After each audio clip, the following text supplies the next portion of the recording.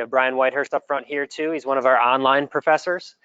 You'll also be seeing Sarah DeBar and Marcus Kennedy in the labs as our studio artists. I'll be there with you guys tonight. Marcus is ill, but normally you won't see me during the whole lab time.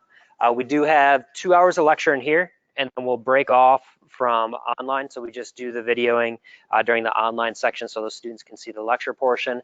And then we'll go over to lab and we'll do some integrated time together where I'll walk you through a project. That happens most lectures. There's a couple towards the end where we'll run it more like a lab. And then you have your lab time. So you have 4 hours of lab time to work on your weekly projects. So today it's a lot of what the class is about. And after we go through some of that, we're really going to jump into partly kind of what this industry is, where this class kind of fits into what you're going to be learning about the industry. And then we're really just going to jump into Autodesk Maya and get you a primer on that up and running. I'm not going to guarantee you feel comfortable with it today, but you're at least going to have a good understanding of it, okay? So for anything that goes along with the lectures, let me jump to FSO real quick here.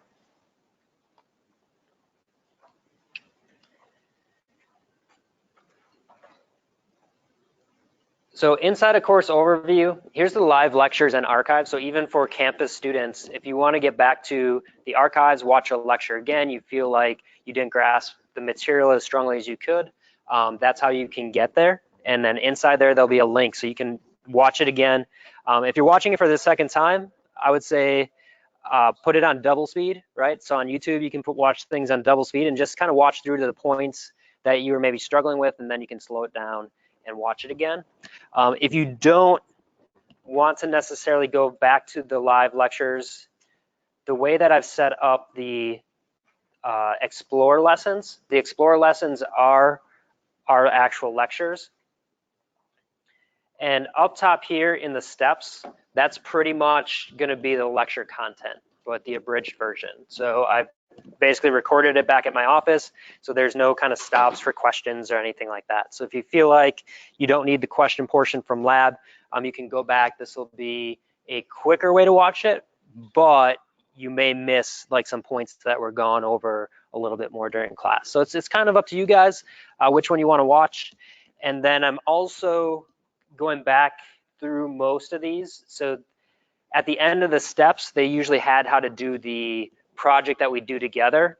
I'm going to put them down here just as a YouTube playlist link, but this is how the assignment kind of builds each day leading up to the weekly turn-in, okay? So this right here is kind of the mandatory portion of the assignment that everyone's going to do along the way, and our assignments are always due Sunday by midnight, okay? So that's how to kind of go through or how these are structured. Down here is just additional resources. So sometimes it's just the same, and we'll go through the hard surface modeling pipeline together later. Sometimes it's videos on Lynda. Sometimes it's additional videos I've seen on YouTube that I feel like could help you out above and beyond what I created. Sometimes it's links to websites, but you can always check out the support, resources, and reading.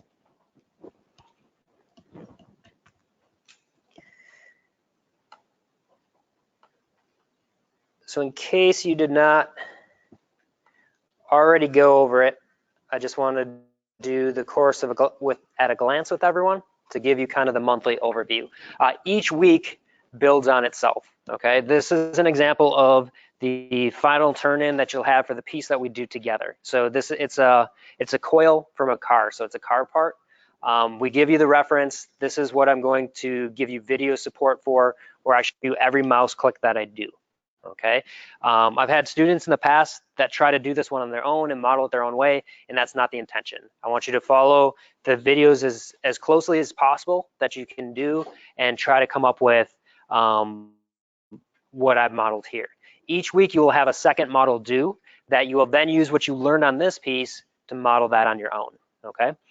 It sounds scary, and I'll go through the grading doc with you guys later, and I just wanna like point this out up front because I'm one to try to always, I don't want to say game the system, but you got to know the numbers going into something. If you follow the instructions to a T, even if your models are bad, you can pass, okay? So if you follow the instructions exactly, you pretty much end up with a 66 on every assignment. And then you get your 10 professionalism points at the end, which is a passing score, okay? If you don't follow the instructions exactly, that's where you'll run into trouble, okay? So even if you're not fully grasping the modeling concepts, if you turn in on time, you at least model something, and you follow my turn-in videos exactly how I want stuff named, the instructions I give you, you'll end up with a 60, which at the end will turn into a passing score because we have professionalism points, right? So unless you missed a bunch of classes or you were a jerk, right? You cussed us all out and you left the room, right? That's kind of stuff you would end up losing those points for, being unprofessional, but most people end up getting all those points. So anytime you're super stressed out, like just take a deep breath and say, as long as I follow everything on the turn-in video, I'm gonna be okay. I might not get an A, I might not get the score that I want, but you're gonna be okay, all right? So it is a fast-paced class. Just like every class will be here at Full Sail, you're gonna kind of catch on to that quickly, but the material is there for you. The second thing to remember is if you are struggling by like Thursday, right, or Tuesday, Thursday, Saturday this month, I would say by Thursday, like let us know, reach out by an email, talk to us, we'll see how we can help you, how we can support you, right? But the longer you wait to let us know that you're struggling, the less chance we can get you help before the turn-in. Okay, so always be upfront with us. You guys are not on an island. We have support for you guys. So the first week, it's pretty much just learning how to navigate in 3D space. We're going to be modeling with Maya primitives, so extrude tool, insert edge loop, and cleaning up geometry. And then we're modeling our primary and secondary forms. So this would be an example of the coil for a week 1 turn-in. So by the end of this week, you're going to be turning in something similar to this, and then one other prop, which we'll go over later in class, like what you have to choose from. So we have a folder that everyone should have downloaded at this point that's going to have a couple options for you guys to model. And what I like to do is go over which ones are easier and which ones are harder. So those of you that never touched 3D before, choose an easy one, especially week 1, right? Those of you that maybe played with a little bit in a high school class or something like that, feel free, if you're comfortable with it, like choosing the harder parts, okay? But if you've never done it before, there's no sense in choosing the really hard stuff. I always say you should be moderately uncomfortable, right? When you're modeling, you should feel a little bit of pressure there, not sure if you can finish it, but if you're drastically overwhelmed, you probably chose too hard of a piece, okay? So week 2, we're gonna be diving into UVs. So we're gonna explain what UVs are, and then we're gonna go over some tools to get that. So an example of UVs are on the side here. Basically, we have to cut this apart and lay it out flat. So if you think of like a teddy bear, right? It's 3D, but it had to get sewed together. So at some point, it was a flat pattern. So we're basically taking the teddy bear and turning it into a flat pattern. And we're going to teach you the tools to do that and the concepts of how to look at something and kind of help you determine where to kind of cut your seams and lay that flat. UVs is how we end up putting textures on things later. So again, this would be the coil. You didn't do anything different on the coil for you except add the UVs. So this project, once you get the model built for the coil, there's only one more thing you're doing each week. But then in week 2, you will do another model from scratch and have the UVs done as well. Okay, but that's kind of an example of what that week looks like. And then week 3, this is when you'll need Photoshop. So if you don't have it installed yet, it's not a big deal. It's week 3 where I shouldn't say that, we will use Photoshop today. So I just did lie, but we'll get it Photoshop installed in lab if you don't have it installed. But we're gonna do a little Photoshop today too. But we're gonna take those UVs and we're gonna end up painting on them. So you're gonna learn how to export those UVs out, bring them over to Photoshop, properly manage layers on the side here. And then this is where we can kind of map details back to our object. We're going to be doing what's called a bump map this month, which adds additional detail. I'll show you how to kind of play with the color and other things. So if you're really comfortable with this, there's more you can do to get your objects to look like the real objects or what's in the photographs. And it's hard to see, but you can see like a 51 there. This would be that main part of the coil, that main blue body we saw up top. This is how you could like map a 51 or a sticker or something to it. So you'll see later on this month how we use this as kind of a place or a way to draw where we want our textures to be. So for week 3, the only thing you're doing different on the coil is adding these textures to it. but you will select one more model that you do from scratch and you apply textures to it. So as long as you're doing the coil from the beginning correct, the coil part of it's going to be pretty easy each week. The main part is going to be just doing another model. They get a little bit more difficult each week, and taking it just that one step further. And then week 4. So these are examples of week 4 projects. So this is a finished coil. You do not have to put the stickers on. You'll see in the reference there's stickers, but this student wanted to go kind of above and beyond and put stickers on it. So this would be an example of the coil in week 4. So it was taken into Photoshop. It was rendered out of RenderMan. It was taken into Photoshop. A little bit of personal branding was put on it. They put it on a nice background. And then this would be an example of in week 4, you have a Lego man to choose from. So a lot of students like the Lego man. It doesn't come with any textures, but you can kind of personalize it if you want. So again, color is not mandatory. This student wanted to put kind of the color on and add a little costume to it. So those are just kind of 2 examples of what would be due week 4.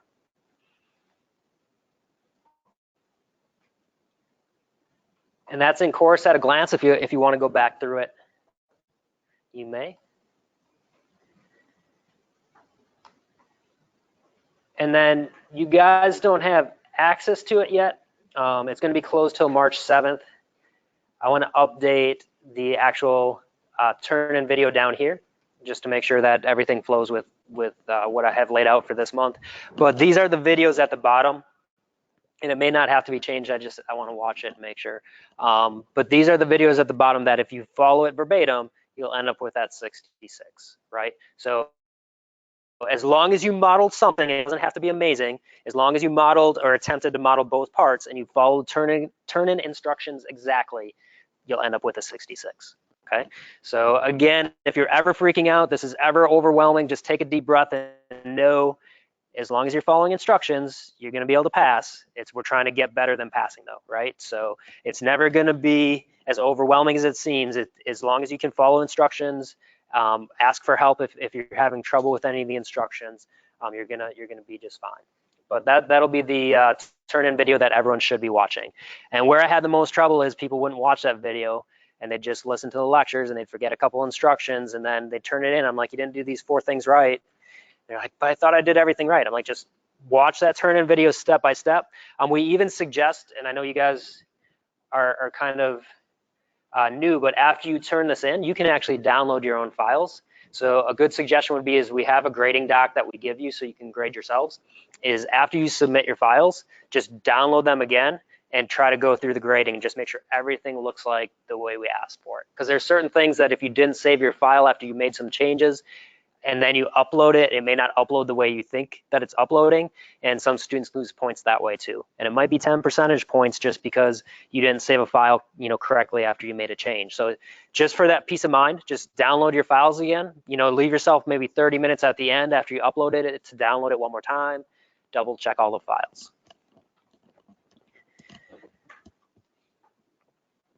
All right, and we'll be jumping to FSO from time to time, but all the information's up there. That's like a general kind of outline of things. We are right now, the stuff we're going over is in 1.2 Explore Pipeline Expectations though. So if you want to get back to today's information, it's all inside of this lesson.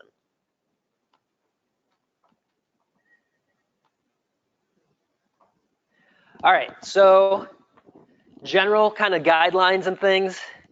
Already, it may seem like I have very high expectations for you guys, but if my expectations are higher than yours, I would kind of be scared, right? You're the ones that need to get a job after this, right? You guys are the ones that really need to push you to the highest level. So if it feels like I have really high expectations, I would say let's ramp up yours as well, okay? Nothing we're producing this month will get you industry ready. This is just like dipping our toes in the water. So as good as what you produce this month, right? Let's celebrate it. But then we also have to move on and keep growing and keep making better, right? By the time you graduate, you have to make as good of art as the places you're trying to go to, right? So if you want to, let's say, go work at Blizzard, if your artwork by the time you graduate is not as good as what you're seeing at Blizzard, they're not going to hire you, right? Same thing with films. Let's say you want to work at Industrial Light and Magic out in California. You want to work on, a Star Wars film or something like that. If your spaceship models or your creature models are not as good as what you're seeing in those films, then they're not going to hire you. So we're in an industry that's very visual. It's easy to gauge if you're good enough, right? Sometimes it's harder for us solely to gauge if we're good enough, but you can usually show a friend your work or an instructor your work and industry work, and just ask them, is it as good? And if it's an instructor, we'll be very honest with you guys and say, no, you need to work on this yet. But you should be able to do a side-by-side comparison and start seeing maybe where you're struggling and where you have to get better at things, okay? Because we are so visual, it's awesome because I can always look at my artwork and see where I need to improve before I would try to apply at a studio. But it also means we can't hide behind a resume. So if you're graduating as an accountant, it's easy to kind of beef up, spruce up your resume, do a few extra things here and there to make yourself look really good on paper. They're not going to go through and say, can I see your accounting homework at the end of the day, right? So it's easier to kind of get into some of those fields just based on the resume. In here, the resume goes to HR. Your portfolio goes to the art department. The art department are the people that hire you, right? They don't even care about your resume. They just care about your artwork. So at the end of the day, that's really what I care about the most as well, is how's your artwork. During class, you need to be active. You need to read and watch all materials, and you need to take notes and formulate your own ideas, okay? I'll start us off with taking notes as well, and actually let's open them up. I prefer a notebook, so I just want to I always have a notebook on me. I have a different notebook for different subjects. But you guys, paper notes is proven that it commits stuff to memory better if you actually write it opposed to digital. I used to be a huge fan of digital note taking, and then I just realized like I was getting nothing from it unless I really went back and reviewed it several times. This will get you one step closer to committing it to memory. But aside from just taking notes, you need to review, revise, and put them to use. So if you only write them down, it's not going to do anything for you, right? You need to look back through the ideas and say, this is how it relates to my life. This is how it relates to the projects I'm working on. This is what I think he meant. And then if it's not working, like, talk to us, okay? But if you sit down during lab and ask us questions, and the way you're asking questions sounds like you just want us to walk through the entire project again, we're going to butt heads a little bit, okay? If you call us over and you're like, I don't get this part, and you open up your notes and say, this is where I wrote it down, this is what I think, and we start having a conversation about it, like, we are going to be okay, all right? So I have no problem reteaching something 5, 10, 15 times to someone, as long as I can see that they're doing their part of it, right? That you're taking notes, you're concentrating on this stuff, and you're trying to formulate your ideas and apply it to your work, okay? If I see that you were watching videos during lecture, you were doodling in Photoshop, you were doing other things when you should have been working on your stuff, and you have no notes, that's where we're going to have problems, okay? I will tell you that I will not reteach an entire concept to you if I know you were not paying attention, okay? That I have videos on all that, and I'll point you back to the videos, and you can watch those again. If I know you were paying attention in class, I want to repeat, I will have no problem reteaching 5, 10, 15 times to you, because I know you're really trying, okay? It probably won't take that many times, but I'm willing to do it with you. So just make sure that you're paying attention, and then you're actively involved in the industry. And what I mean by that, and actually I think it's on the next slide, so we'll wait, but there's a lot of industry websites out there that you can go to and just do some additional research on your own, posting to forums as you get further along in your curriculum, making sure people are seeing your artwork, keeping up to date with what's changing in our industry, what programs are used in our industry. You guys are now in the industry. Like, Full Sail is very fast paced, so you have to treat it like you are currently working in the industry. Like, this is not the college to come to kind of party, hang out, find yourself, any of that. Like, you chose this one direction path that you wanted to go, and we're going to go full speed, okay? So if that's not what you signed up for, that is what Full Sail absolutely is, okay? Like, you are treated like a job. This is a 20-hour-a-week class minimum, whether you're online or campus, and if you're putting in less, you're probably going to struggle, right? And some of you guys are taking 2 classes at a time, which means this is a 40-hour plus like job, if you will, okay?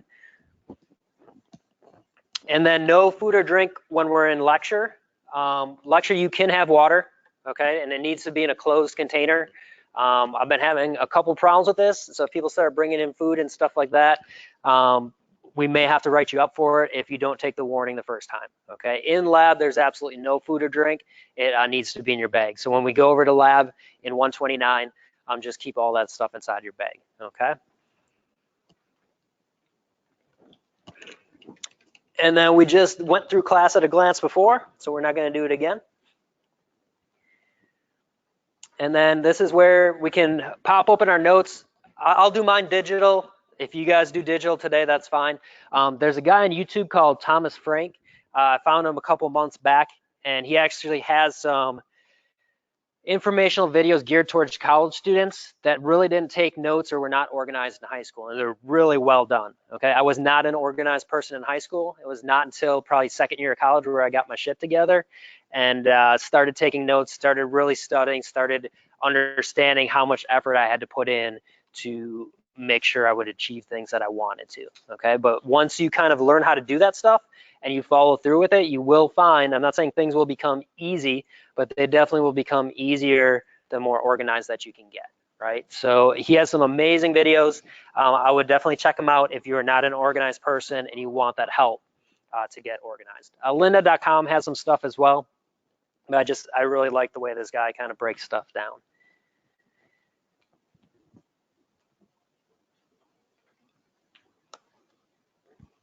So I'm going to open Pages. Now, if you guys have never taken notes before, if you're going to do it online or like on the computer like this, you can keep it all in one document, or you could do separate documents for kind of each subject or each lecture. Same thing within a notebook. You obviously are going to separate things by pages, but I'm just going to put 3D Foundations at the top. And this is for people that haven't taken notes. I mean, how many people honestly did not take notes in high school? Like, it's cool, raise your hands. Only a few. Okay. Like the first month it was over half the class. Last month it was quite a bit too, but so maybe this isn't as needed as in past subject or past times, but so we're going to do lecture 1.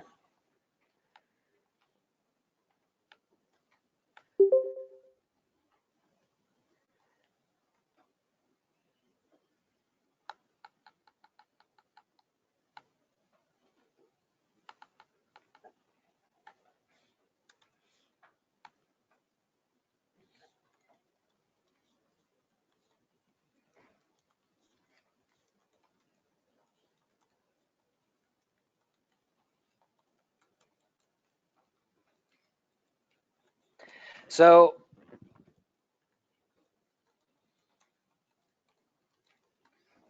when I take notes, notes should be quick, not necessarily sloppy, but shorthand. Notes are there to make you recall after the fact, right? So when you go back and review your notes, you shouldn't be able to read them verbatim and get every topic that was just covered in lecture, right? It should just be quick stuff that you kind of jot down, and then when you go review your notes, then you can add to them, you can reorganize them, you can restructure them, right? So in an instance right here, take notes, self-explanatory. Active in industry, maybe that helps you to recall, oh yeah, he talked about some websites. I'm gonna go out and search some websites that have to do with 3D art, video games, film, and start kind of jotting down what those are, right? Watch Thomas Frank. Maybe you go watch a couple of his videos and you put some links in here to stuff that you want to review this weekend, right? You just kind of quickly read some titles. You're like, that sounds helpful, and you start jotting stuff down that you potentially need, okay? So notes should not be a verbatim representation of what was covered in lecture. It should be very shorthand form, something you can do quick while you're in here, and then you need to go back and review them and kind of add to them later on.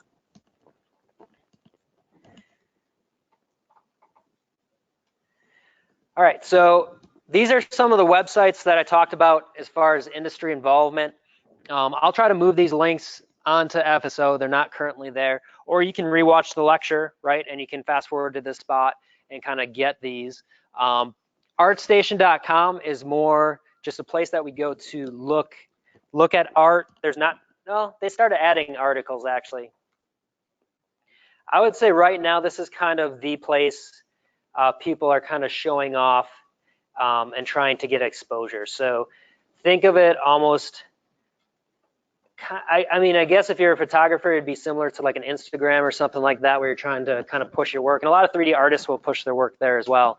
Some of it'll be concepts, some of it'll be 3D. So if you are looking for assets to kind of model after this class, this is a great place for concept art as well.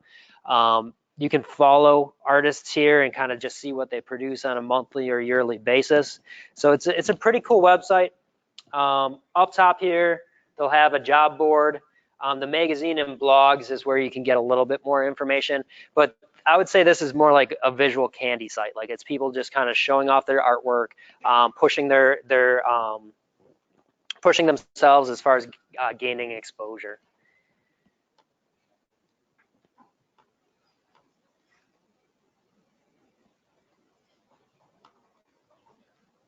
CG Society, it's kind of like ArtStation with your daily paper. So CG Society has a few more articles, interviewing people in the industry, letting you know what projects are happening out there.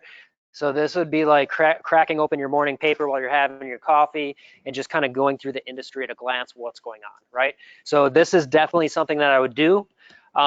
Your instructors keep up on the industry. We try to change our classes as quickly as possible to kind of ramp up for what's coming up in the industry, but it's fast paced. A lot of things change.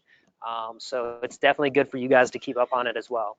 So this one's a little bit more article based, but they do have their portfolio side to it as well.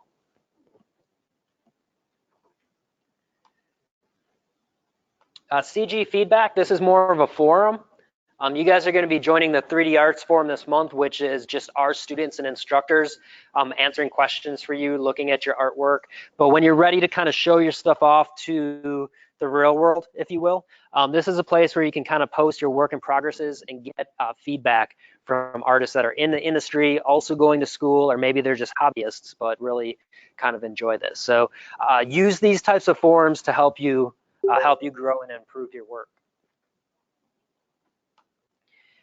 And I'll kind of let you go through all these on your own. The last three right here, Polycount, 80.level or LV, and Gamasutra, those are all game-specific sites. So if you're in game art, these three would definitely be important.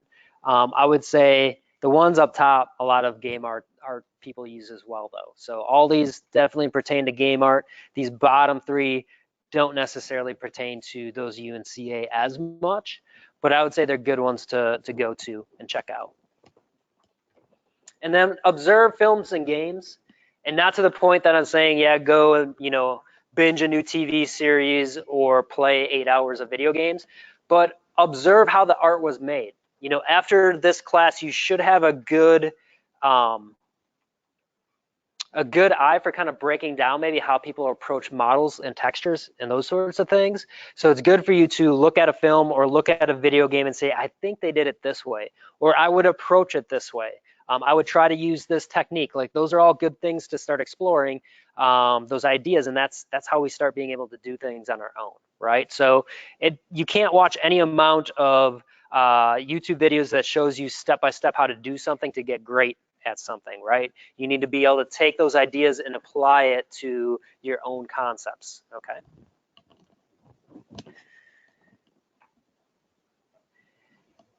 And then when we're looking at the films and games, these are a couple things that you can look at. So let's go ahead and, for those of you that are kind of new to note taking,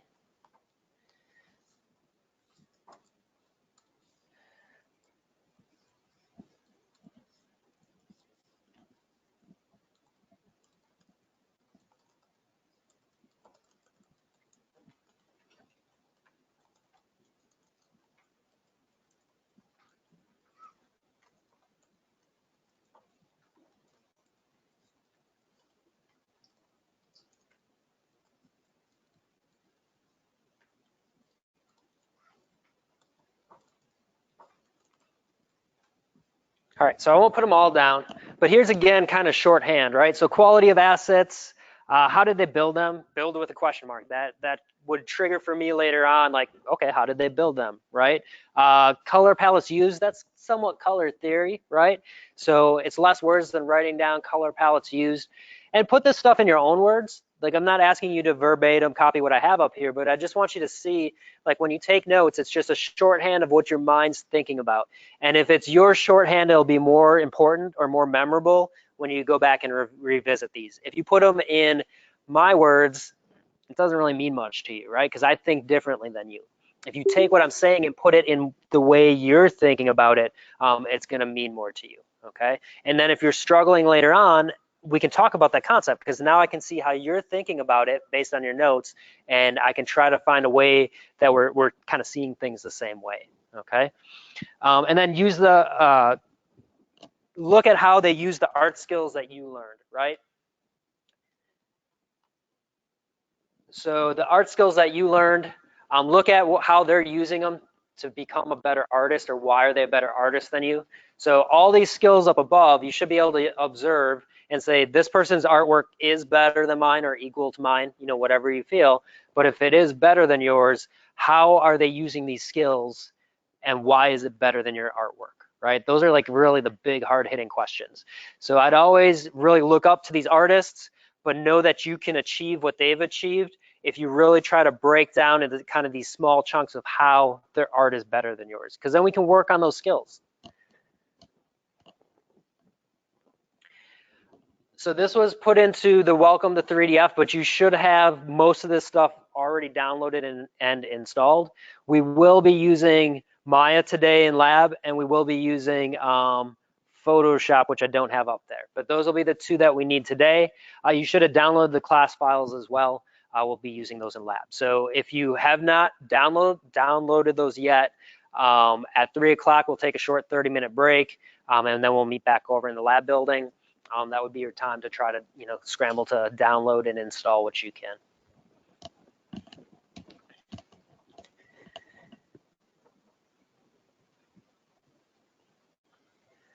All right, so this is an example of a feature film pipeline. So I just want to talk about pipeline for a moment and how we fit into it.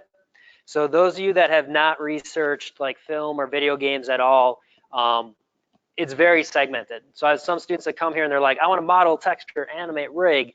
You'll do one of those, right? At almost every company you go to, you're going to pick a discipline, and that's what you're going to do, okay? So this would be an example of a film pipeline. It starts with storyboard, footage, and previs. Previs is basically your storyboards animated, also known as an animatic sometimes. Your footage would be the shots that were actually shot on film, so like your actors and actresses shot with a camera, whether it's digital or actually on film, okay? From there, we're gonna have some sort of visual effect, creature, object that we have to put into this scene. So a couple things are gonna happen. The footage is gonna get match moved. That's basically figuring out a 3D camera that we can later use to bring our graphics into it. On the CG side of things, which is all us, so what's in yellow down there, none of that's really us per se. We're really the blue stuff, and we'll do compositing as well. We're gonna start with modeling. So this class is predominantly about modeling. So you can see we're at the beginning of the pipeline, which means if we make mistakes, we affect the most amount of people. So it's really important that we get stuff right. From modeling, things will go potentially to rigging, but it can also jump down while rigging is going on to texturing and shading as well. So after we lay out our UVs in week 2, we're going to be able to kind of start texturing things. From rigging, it goes to layout. Layout means I'm going to take my characters, I'm going to put them in a scene, I'm going to make sure the camera move is accurate to what we need, and then that's going to get passed off to an animator. So layout's essentially assembling the assets the animator is going to need, making sure the 3D camera inside of there matches the camera for the shot, and everything's ready to go for the animator. So from layout, that's passed off to animation. The animator will either go in there and animate things from hand, or else things were potentially motion captured that would go in there, right? So let's say this was a 3D film set, and I was walking through a subway tunnel right? And the tunnel on the sides were built, but nothing was built ahead of us. There's supposed to be a monster chasing me, and it's like running around the subway tunnel. So that portion of it would be what was animated. Now they might have someone in a motion capture suit later on, like running and like doing some weird things that we can bring that back in and animate that way. Yes. No, layout's more, think of layout as like assembly. So your camera you're gonna get from match moving, and that'll just be brought into Maya. And then your characters would have been rigged and they'd be in separate scene files. So those are going to be brought into that same scene and probably just placed in the center. Or they might be placed at certain marks that the director like wants you to hit, right? So we use the animatic or the storyboard along with the layout file to kind of start building the final scene. Good question. So with animation, it could be hand keyed as well. So that means an animator is actually going in there and moving the rig underneath and making the character do 100% what we need from it. From there, we're going to go to character effects. That could be hair, that could be cloth, that could be I just exploded because my blood was boiling. I turned to dust because someone cast a spell on me. Like all those things would be character effects and be done after the animation process. And then you have other effects, right? Like I punched the wall and the bricks exploded. That would be not a character effect, but that would be a secondary effect. Maybe there's also a tornado going on as I'm running out from this other monster, right? The tornado would be an effect, not a character effect. Texturing and shading would be done to these 3D scenes to make them match the lighting and the shading of our film assets up there. And once all that was done, we'd composite both the live action footage and all our CG elements back together to make that final shot. So this is like a lot of stuff going on, right? And each person that works these jobs has to be a professional at that individual job. So I would say the first half of the program, all the classes are going to be the same, whether you're game art or CA. You're going to kind of learn the elements of this pipeline. But as you transition into the second half of your curriculum, you're going to be kind of more driven to focus on one of these subjects. So I'd leave your mind open to what you find fun, what you find interesting. If you do more homework than you're supposed to for that class, it's probably something that you want to specialize in, right? If you're having to force yourself to actually get the homework done and you find it boring, it's probably nothing you're ever going to do to a very high level, right? People in this industry are driven, especially if you want to go into film and games. That's about as difficult as working or playing in the NFL or becoming like an actor or an actress, right? There's a ton of other jobs that we can do, and I'll go through those with you. But if you are driven to work in film and work in video games, just know it's very difficult. So you need to find the subject that you are willing to put in, like the 10 hours when I only asked you to do 5. Okay, so that's really what you're kind of looking for. And then this is a modeling pipeline. This one is more game specific. And it comes off of Algorithmic's website. They make Substance Painter and Substance Designer. These are 2 texturing packages that we use in film and games. But they did a breakdown of an asset for a game. So you're going to do your high-res model and your low-res model. Part of it in Maya, potentially you would have done some sculpting inside of packages like ZBrush or Mudbox. A lot of the packages, 3D packages these days have sculpting as well. So Maya has some better sculpting tools than they used to. There's packages like Blender that have sculpting in it as well. After sculpting, you're gonna do what's called retopology, where you actually make the topology animatable. Okay, when I'm sculpting a creature, I don't really care about movement at that point. But when I pass off my character to a rigger that is then going to have to be animated, I care what direction the topology is going, because that's going to either impede movement or allow movement to naturally happen. And we'll talk about edge flow and retopology a little bit this month. From there, we're going to UV map. From UV mapping, it can go over to animation. Rigging would be in between there. They kind of left that out.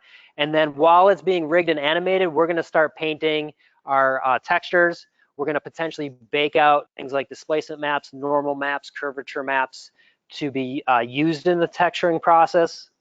And then everything is going to be brought back into what's known as a host package. So that would be like Autodesk Maya, 3D Studio Max, Cinema 4D, potentially Blender if you're working on some sort of open source or free project, right? But all those would be able to handle rigging, animation. If you're in games, this package might be the Unreal Engine, right? Or Unity. So those game engines would be where you're assembling all these assets back together. But this is an example of more of kind of a game pipeline and very modeling specific right here.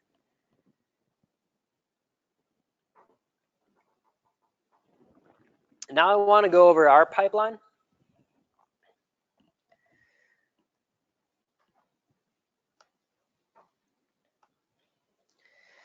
And if you go to the bottom of each one of these activities, you're going to see a hard surface modeling pipeline link. And I made a Google Doc that I want you guys to copy off. So everyone at some point this month should make a Google account. And you can save this, this document off. This is a beginning entry-level modeling and texturing pipeline. This is by no means where your pipeline should end, right? So I tried to come up with what I felt was the easiest kind of modeling pipeline to get you guys started. This is essentially what we're going to follow in this class. I've added some videos to it. I'm going to keep adding as I go, but the intention really is that you guys kind of beef out this pipeline on your own, okay? So I've put all the main topics sort of below the headings here. The ones in blue are obviously links, and those will go to videos that you guys can watch. You can always make your own videos once you save this off, or you can link back to other videos you found online that maybe you find helpful and useful. But we're basically going to break down a reference this month. So every model you do, we're going to break down a reference. We're going to establish our work environment, which means naming conventions, setting Maya projects, how we organize our file structure. That's what this is all about. From there, we're going to model primary forms. Our primary forms are the biggest shapes, and you guys will learn about all this. So if it sounds like a foreign language at this point, it's okay. We're then going to model secondary forms. Next lecture, I will tell you how to kind of figure out the differences between primary forms and then secondary forms. And we'll also review secondary forms in our third lecture on Saturday. After we model all our secondary forms, we're going to lay out our UVs. The UVs are the way where we can map textures back to our objects. So it's the next stage in the pipeline. From there, we'll add tertiary or high-res detail, and we do that through texture maps. And that's why UVs come before the texturing process. So once we have our UVs, we can texture things back. And then we'll just talk about presenting our work. Inside presenting our work, we're going to go over some rendering stuff as well. So I'll probably revisit this and add a couple more things to it. Or after you save it off, when we get to those rendering lectures and stuff, this is where you can kind of add to it. When you go to your model creation class, which is your next modeling class, it basically builds off this pipeline. So you can take this document and you can almost follow it for each model you do in there, and it's going to get you through it, right? And then they're going to add more topics to it that's going to help your modeling become even better. But definitely check out the hard surface modeling pipeline. Don't forget that this exists, and I would say review it, add to it. There's some video stuff, and I'll continue to make more. But really my intention is that you guys are kind of making your own materials for this.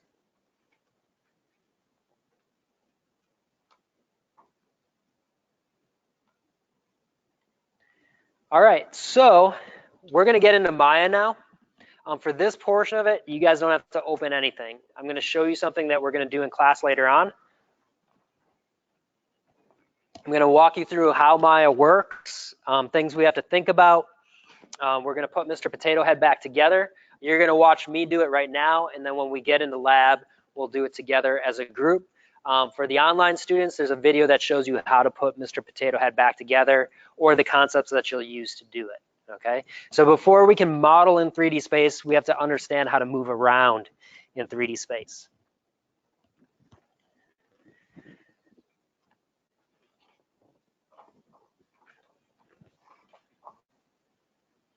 Any questions so far? Is opening up? No? Question online. Yes. Is it common for people to come into this program with no 3D model experience? Yeah, I would say most people don't. How many people in here have no 3D experience? It's probably 75% of the class, maybe. Yeah. It makes failure feel a little better. Yeah, and again, anyone that's feeling overwhelmed at this point, everything's recorded. You can review it, right? And just always remember back, as long as you're following instructions, directions, you're gonna be fine, okay? So if it ever comes back to it and you're freaking out, go to the grading videos in the final turn-in for each week and make sure you're following every step verbatim, and you're gonna be okay, all right? You may not get an A in the class, but we're gonna get you through it. All right, so this is Maya, which in itself is very daunting to look at. So there's a couple things that we do to make sure everything flows smoothly. One, we already saw the pipeline that we're working with other people on these projects, right? So we use what's called a Maya project directory, and that allows us to stay organized. So if I go to my Finder window down here, this is a way that we can kind of move files around on our computer. So this is outside of Maya. This is a Mac thing. So Windows has its own kind of version of the Finder. I can't remember if it's called the Explorer or what it is. But I'm going to go to my documents where I just yesterday downloaded my 3DF materials.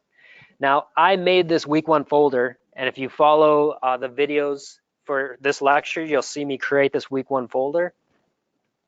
We're actually going to use these activity files today.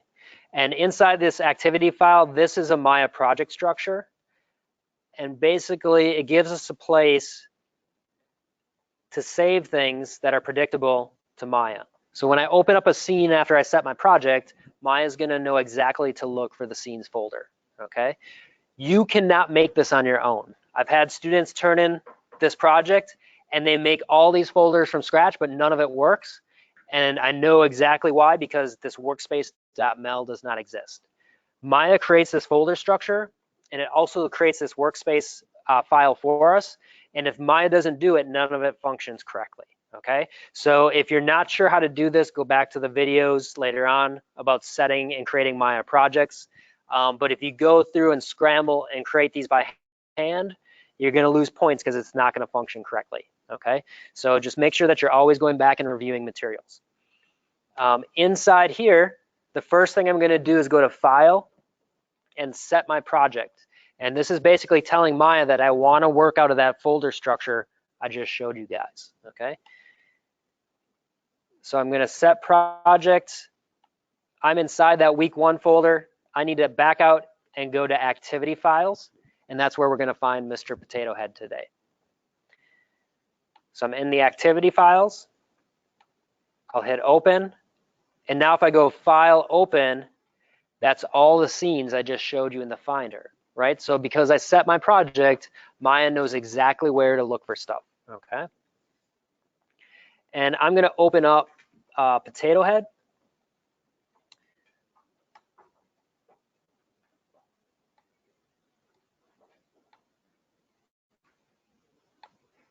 Now this warning may pop up that says errors have occurred.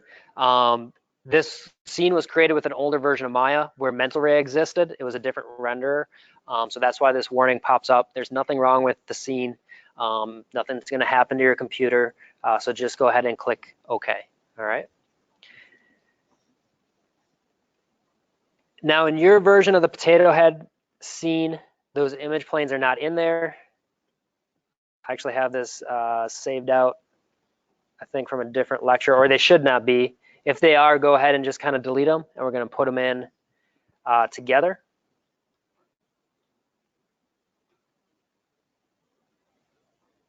Actually, I'm thinking back. They might be in there. I'm going to put them in just in case. I'm going to show you how to put them in. But if they are in there for this project, you can work off them.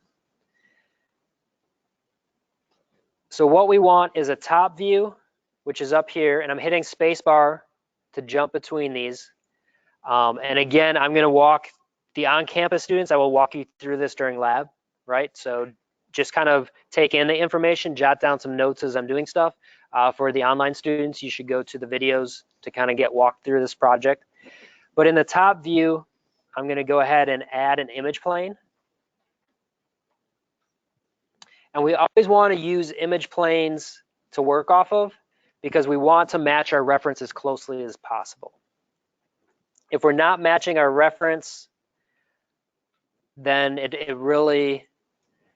doesn't matter. You know, we're given reference, we're paid as artists to match that reference, right? So it's not put your own ideas in it, don't put your own spin on it. It's match to the reference as closely as you can.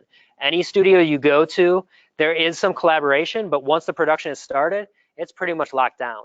You're never gonna get a character and someone say, put your own spin on it, right? They're like, this is the character, it needs to match this 100%.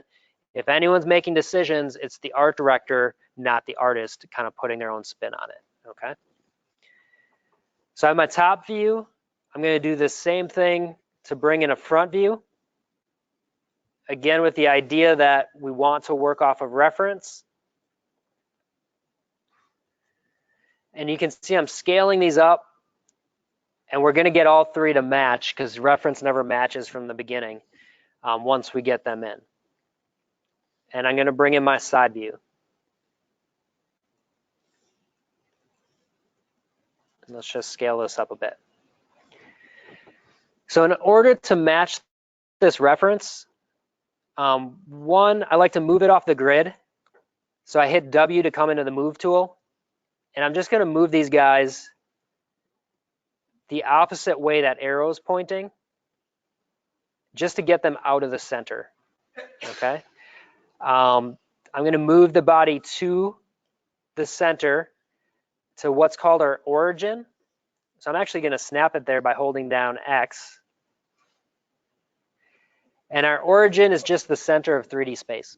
That's all it is. It's like inside this scene file, it's 0, 0, 0. That's the center of our world. That's the center of 3D space, also known as our origin. So I want to build my object on the origin, and I'm going to move my reference so it kind of matches up with this first piece, okay? Later on, we will actually give you a document that tells you the size things should be. For this one, I'm not as worried about the size. This is here to help you feel more comfortable with maneuvering around 3D space, okay?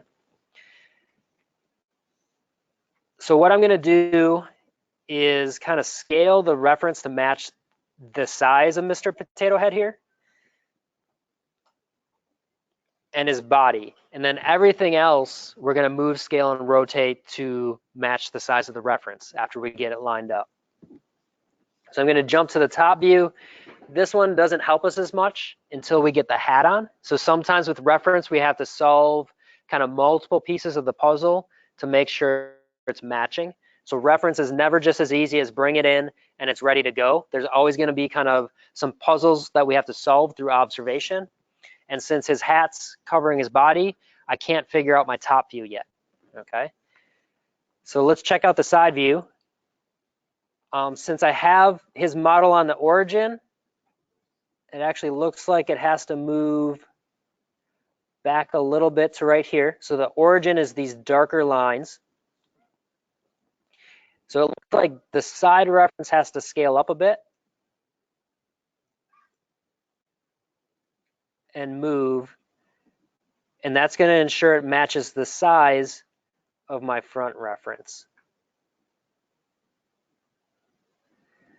So I matched my front reference to one piece, and this is helping me kind of solve the puzzle for the rest of the pieces of reference. So if you guys were going to figure out the top view, what would you probably do next? My top view is probably not in the right spot. It's not the right size. What would you do to help solve that? Try to assemble some other pieces that we can't assemble that we can see through the top view. Yeah, so what's probably the biggest, best piece to do that? Probably the hat. Yeah. Yeah, so the hat. So I want to solve the hat in these two views. And once I feel they're right, that's going to allow me to kind of scale and move the top view to where it needs to be. So in here, I'm going to take the hat and let's kind of move it down. Let's look at it in the side view. So it looks too big. And it looks like it needs to be rotated. So the keys that I'm using to kind of change between this, because I'm really only going to teach you guys hotkeys There are different ways to get to menus, but they're slower. So instead of instilling crutches from the beginning, I want to get you guys, kind of quick and moving fluently. So Q, W, E, R are going to be what you use to change between your selection, which is this arrow, that's Q. W is the move. You can see these handles kind of came up. E is rotate, and R is scale. And then if we look at this in perspective, you'll notice there's 3 axes, and that's X, which is this red, Z, which is the blue, and Y, which is the green. And those are always in the bottom left corner. So if you're ever lost in 3D space, and you're like, I don't know which direction to move or rotate, you can always look in this bottom corner right here, and that's gonna kind of be your cheat sheet for how to figure out where you are in 3D space. You said Q, W, E, and R? Yep. And Q is for selection. It's also to kind of, you can think of it as a way to quit out of tools later on. We'll use the Q a lot. W is move, E is rotate, R is scale. And I usually have my fingers placed on those 4 buttons, like pinky, ring, middle, index. And then how we tumble in 3D space, is by holding down the Option or Alt key. So depending upon what year your Macintosh is or month, it might be Option, it might be Alt, it might say them both. Yes, R is scale, correct. So right now I've Alt held down, and I'm using I have my tablet set up like a 3-button mouse. But basically, you're going to use your 3 buttons to zoom in and out, move around, and rotate. So in perspective view, we can move, rotate, and zoom in and out. Inside these orthographic views, which are your top, front, and side, we can move and we can zoom in and out, but you can't tumble or rotate around that camera. So I have the hat matching in the side view.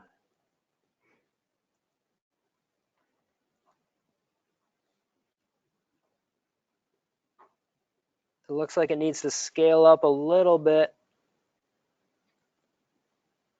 more.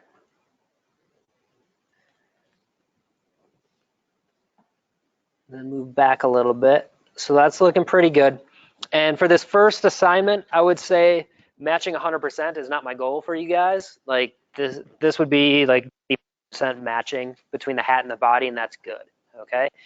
My goal for you guys is with Mr. Potato Head is that you can put them back together in about 6 minutes. Let's say 10 minutes or less, right? That's when you know you're comfortable with move, scale, rotate, and kind of jumping between these viewports. So the first time you do it, it's probably gonna take you like 20, 30 minutes. I think the video I made is like 10, 15 minutes long, right? So just following through and doing that.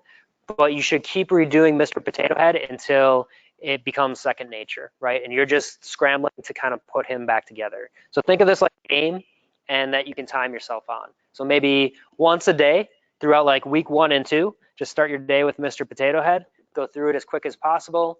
Once you know you can finish the assignment in about 6 to 10 minutes, you know you're pretty good at it, okay?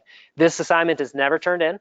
It's simply for you guys to ensure that you're kind of operating quick enough and having these tools ingrained in your mind enough that you can focus on the art and not like the tools and tumbling around in 3D space.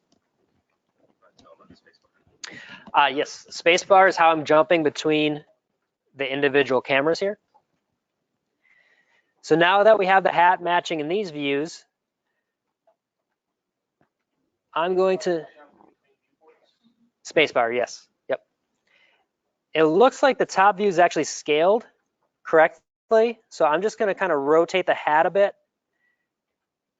and try to move this into place. So that's pretty crazy that I actually had it scaled correctly.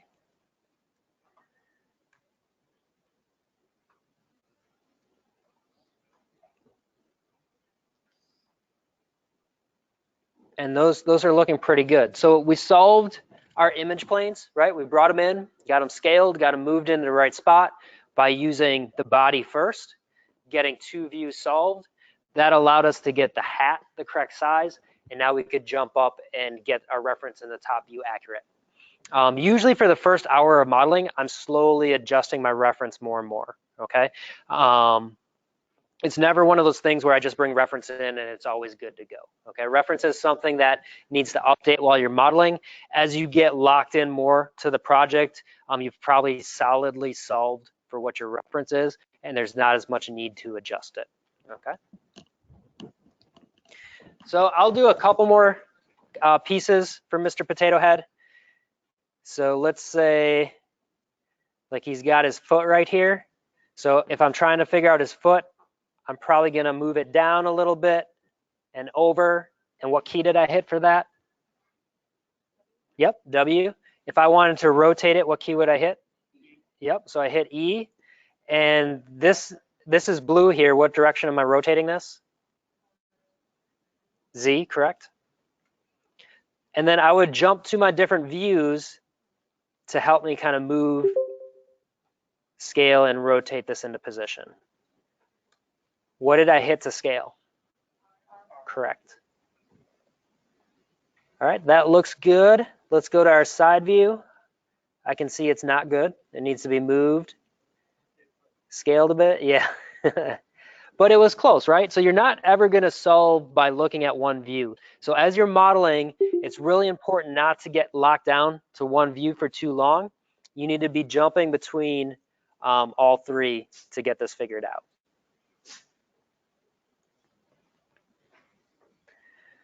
Okay, and I can see this is not matching. I can see the hat small. So what I'm gonna guess at this point is my side view is too small, right? Because a lot of things are matching here, still matching up here, but it's not quite clicking in this view.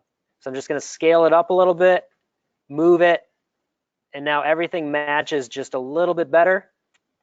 This body, I'm gonna move it backwards because the only place I can see where that body should be positioned from the side view is the side view because the hat's obscuring the top. So again, now that I scale this up, I know I gotta move a couple pieces to a different position.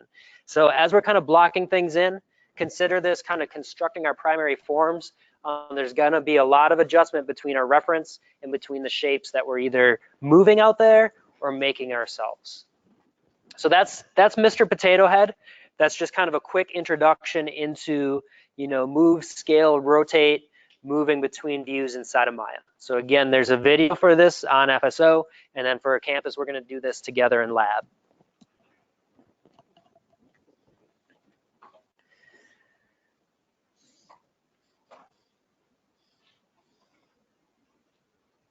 Any questions about move, scale, rotate? No? Okay.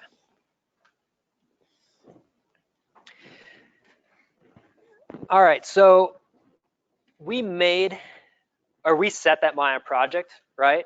But in reality, we're usually creating these on our own. And the reason we use a Maya project directory is this gives us a way to pass an entire amount of files between computers, okay? So if I wanted to give you all of my models, my textures, my rig, my text data files for effects, and I wanted to give that to you to work with inside of Maya, I need a way that I can pass it to you, and you can get Maya to look at it the exact same way it was on my computer, right? And we do this with relative links. So there's kind of two types of links. There's relative and absolute. Does anyone really know the difference between these two? No? Okay. Relative links is pretty much how the internet works. So when you guys search a website or search for a website, it goes out, it hits a server. A lot of websites are actually stored on multiple servers, right? They might have a West Coast server, they might have an East Coast server, and depending how close you are, it's gonna choose one. But the file structure on those servers are exactly the same. So as long as it can navigate to that first folder in the file structure, it knows where everything else is located. Same thing with a Maya project. As long as you can set it to that first folder structure, inside of there's that workspace.mel. That workspace.mel will tell it where everything else exists, right? So this gives us a way to keep things very organized.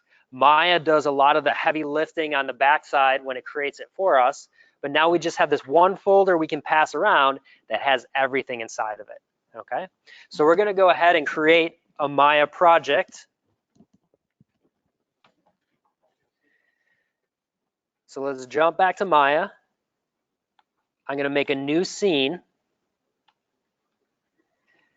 And I'm going to go to File, Project Window.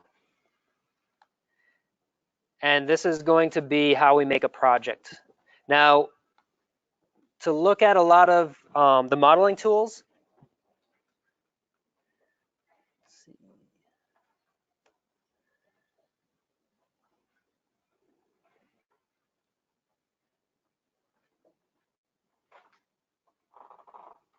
I'm going to go to Project Reference and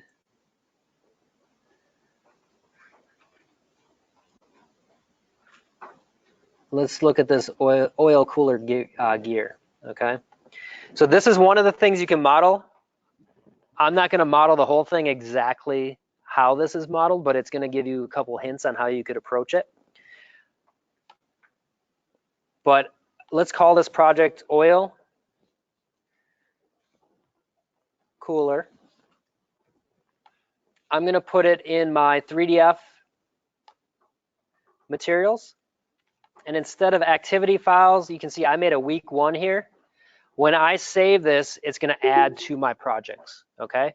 So yesterday I'd already made a coil project, a clothespin project, and we're going to add this oil cooler project to it as well. So when I click open here, it knows that's the folder where it's going to save this stuff.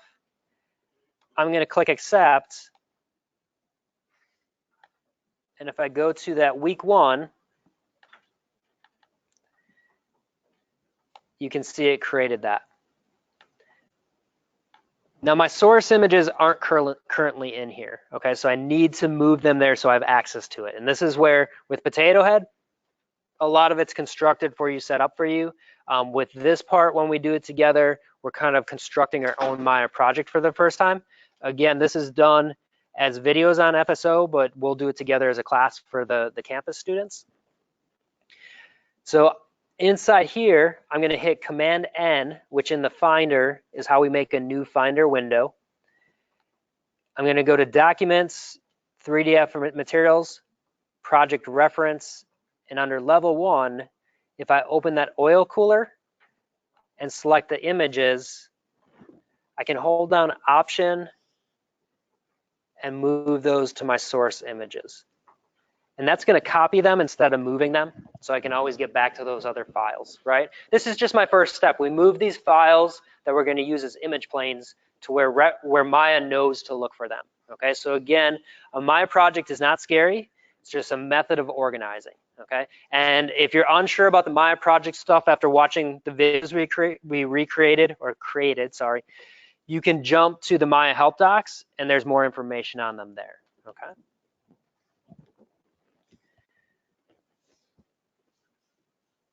So based on what I did with the Potato Head, what do you think I do next? We just created a Maya project, and I want to start modeling this oil cooler gear. Start inputting our planes and our source material. Yeah, so I want to start bringing in my reference, right? Just like I did with Potato Head. So I created a project, I moved my reference into that project directory, and now I'm just going to bring in my reference into Maya, okay? And you're going to see the way I kind of do stuff during lecture, I'm hitting the key points of the pipeline. So if you go back to that pipeline documentation, we observe reference, we set our project, and then we're going to start bringing in our reference to here. So I'm going to bring in my reference. So I hit spacebar to open these up, and I'm going to look for what feels like a top view. So I'm not, yeah, that's probably the top view actually. So I'm going to bring in this guy. Then I'm going to hit spacebar while hovering over my front view. That opens the front view. And I'm going to bring in what looks like my front view. Now I'd say one of these would be front, one of these would be side, and it's really up to me to kind of pick which one. At the end of the day, it's probably not going to matter, because if this got passed off to a rigger or another person, they'd say how they wanted it oriented inside the scene. So I'm going to pick this one for the front, and I just have to make sure I pick the other one for the side.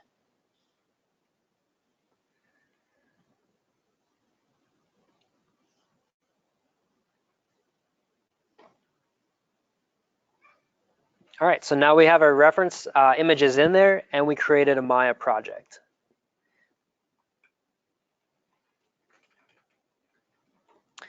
So the next thing that I probably want to do, right, if I don't want to lose my work, because let's say I just did like 5-10 minutes worth of work, what should we do? Save our files, right?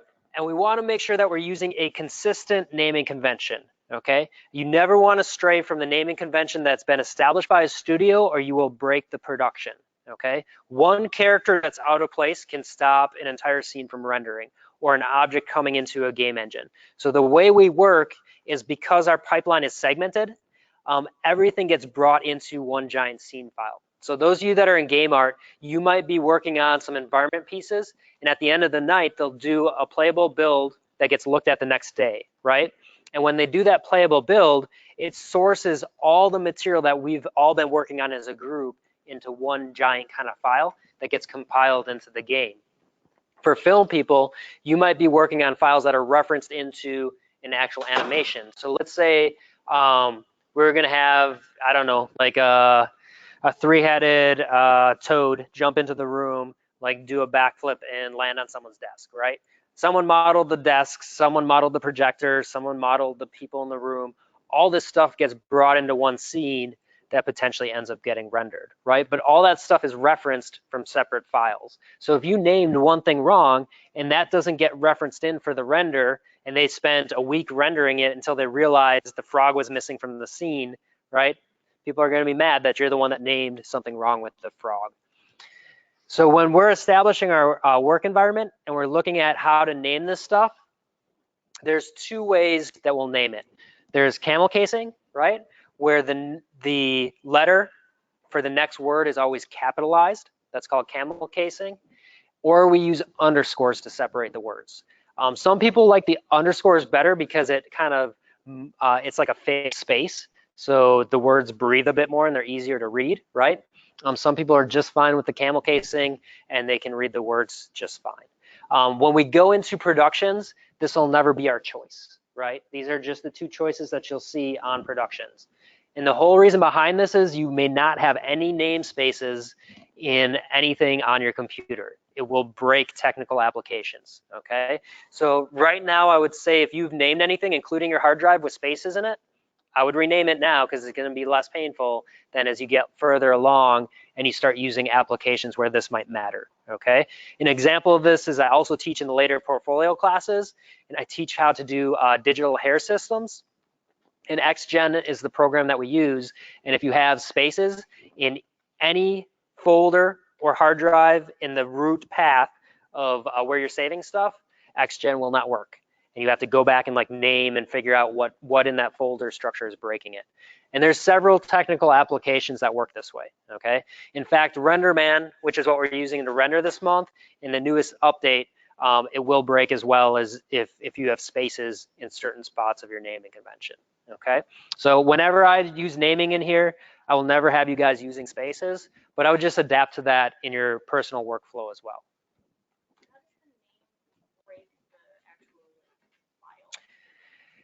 Some applications will actually kind of throw out those namespaces, and then it's looked at as a different naming convention. So it's all how the computer kind of looks at it, as far as how many characters, what those characters are, and we've always never used namespaces, so it'll look at it as an actual extra. It'll look at it as a character, so the character numbers won't match, but it will not reference it as a legitimate way to name stuff. Also, you can't use things like asterisks, anything that's on the number side of your keyboard. So if you have to hold down Shift and hit something on the number keys of your keyboard, it won't recognize any of those as well. So you want to keep it down to normal characters, underscores, or use camel case. But spaces, any sort of like exclamation points, things like that, they will break in a lot of applications as far as naming conventions. If you're just doing Word docs and things like that on your own, that's fine. I've just gotten used to not putting spaces and things, so I tend to just stay away from it. And I know it's strange coming from, outside a technical industry, having to think about this, but it really will start breaking things when you get to rigging, effects, using things like hair, fur systems, and stuff like that. So just kind of try to adapt to it. Make sure you rename your 3D materials space 3. Yes, you can rename that as well. Yeah, and so like I said before too, you can shut down a production with bad names. Some of the stuff we're doing in here, you may not feel the pains of this. I'm kind of setting you up for when you get to further along classes.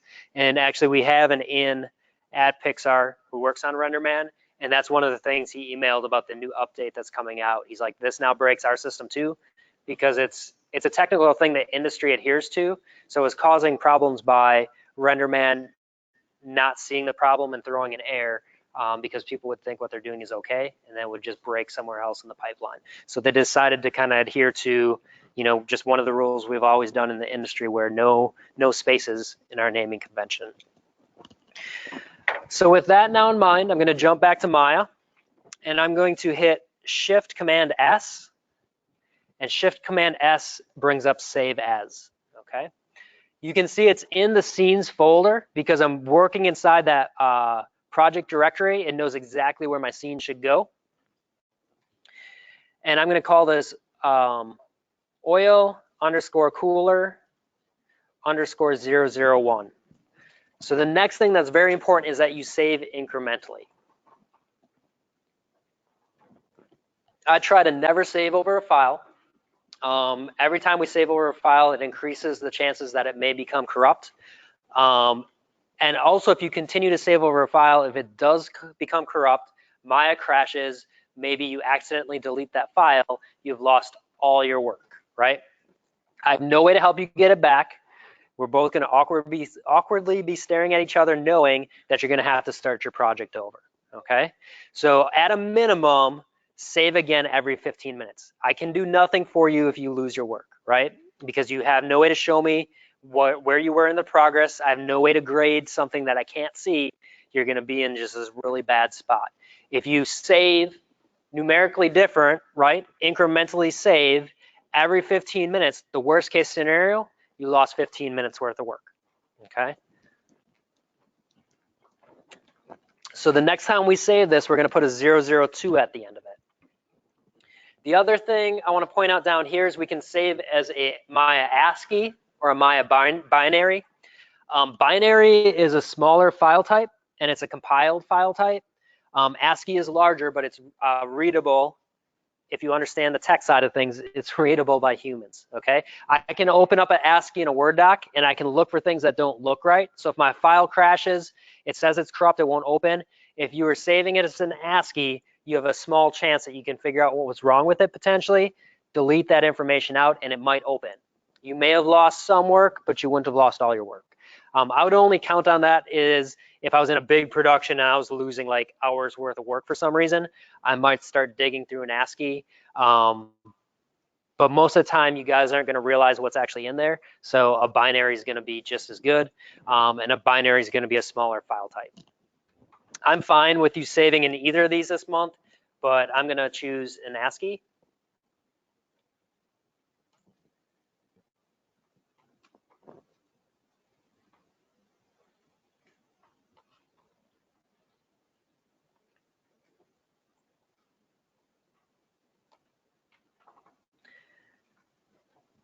All right, we went through the Maya project. All right, so we're going to define our scale as well. So this month we work in centimeters, and we're going to work at a 1-to-1 ratio, okay? This will be defined by whoever's in charge of the production, wherever you're working, right? When you guys graduate, they're going to tell you the scale that they're going to work in. There's going to be times where they want it real world scale, which is 1-to-1. A lot of the world uses centimeters. Maya defaults to centimeters, so we're going to use centimeters in here. You can set up Maya for inches, feet, any other kind of value that you want. Some Some companies will work in like 1/10 scale. So let's say we were going to model New York City because Spider-Man was going to, go swinging around New York City. It'd be too large to have like a 1-to-1 ratio of an entire city or even like 20 blocks of the city inside of Maya. So we'll do like a 1/10 scale there. The reason we want to keep that in mind is if I scale everything to 1/10, that means my visual effects, because they all work off of physical attributes, all that has to be scaled down by 1/10. We're going to learn about physically based rendering later on, which means lights have energy. So I'm going to have to scale down certain things with my materials and my lights based on the scale of the scene. So once we've determined or decided to work at a certain unit, we need to make sure we're all staying at that, okay? So with that said, I want to make sure that my oil cooler gear here is scaled to the right size. So if I go to my 3DF materials, I'm going to see a parts sizing guide for the 3DF assets. And inside here, I have my level 1. And I have my oil cooler gear. And that's 5.72 centimeters tall. Okay. So now that I know how big my piece is supposed to be, I'm going to come back in Maya. And I'm going to go to Create, Measuring Tools, Distance Tool. And I'm going to tap once at the bottom of my oil cooler, hold down Shift, and tap at the top.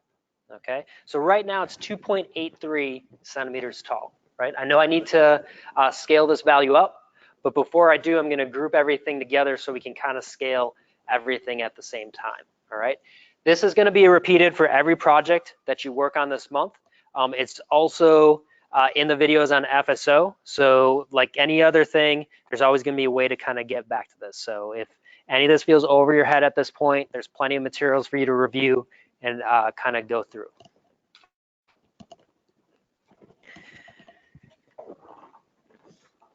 So I could come out here and just start clicking through things and hoping that I selected everything, right? But Maya gives us a window called the outliner that really allows us to see like everything that exists in our scene. So I had brought in these 3 image planes up here. And then my distance tool comprises of 2 locators, which are just those little kind of stars that we saw in 3D space right here and here. Okay, so locators are used a lot in rigging and just different things, but they're also used to make this distance dimension tool work. One thing we do inside of the outliner is it's common to group things that kind of exist together. So I just selected all of that. Let me undo it. I just shift selected all of that and hit Control G, and that's going to be the hotkey for grouping. And then just as we named our file, I want to like name what that group is as well. Okay, so when you turn in your files at the end of each week, this is one thing that we'll be grading on, is that things are properly grouped and named inside your outliner. Nothing in there shouldn't have a name, okay?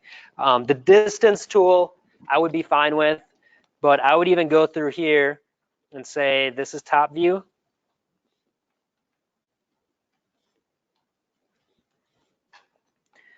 This looks like my front view. And this looks like my side view.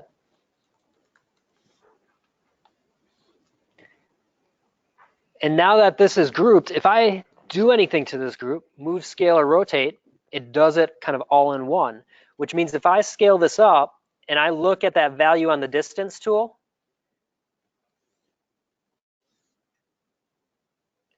you can see it's scaling those locators apart. So as my reference scales up, my locators are staying relatively in the same spot, like visually where they were, but this whole thing is growing till it's the size we need, okay? So let's go back to our reference document, and 5.72 is what we're looking for. So I'm gonna scale this up until it hits 5.72. It doesn't have to be exact, right? If I'm in those like 2 decimal places right there, I'm pretty fine. We're not engineers. This engine's not going to seize up if it's slightly off, but it should be really close. Is there any way to type in Um, portion in Not that I've found. The only way you could potentially do it is if you did some sort of multiplier. Over on the right-hand side here, we have what's called the channel box. And you can see here, I've scaled it 2.02. So you could take the scale it originally started at, divided by what or the size, divided by the size it needs to get to, and that should give you the multiplier to actually scale it up. So that would be the way to do it if you want to do a little math involved. Otherwise, we just kind of scale it up. And again, we're not engineers, so just really close is close enough. But if I would have scaled this to like 5.4, that wouldn't be close enough, right? So just get as close as you can. Don't worry if we're going into the hundredths of the decimal places there. It's not going to break anything. If we were engineers and we were off by that much, the engine would probably seize up when people tried to use it, and would probably just cost the company millions of dollars. So I'm assuming that the potato head project is going to be one of the only ones where we have to like change the reference image. Because if we're starting out with the reference image, then we kind of like make it to scale automatically.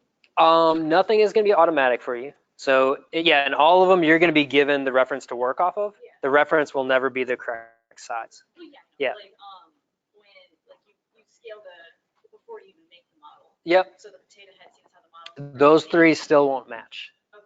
So what I'm going to have to do, and that's a great question, what I'm going to have to do is still solve that problem of matching one view and then start matching the reference to the other. So I'm going to pick one view to kind of establish the size of things, and then I'm going to match the reference in the other 2 views. And that's almost always how it's going to be, because when I take pictures in the real world of this reference, the chances that even with a tripod, if I had to rotate that object, the distance potentially changed from the camera, which its size. So even though the references will be close, they're almost never going to be precise.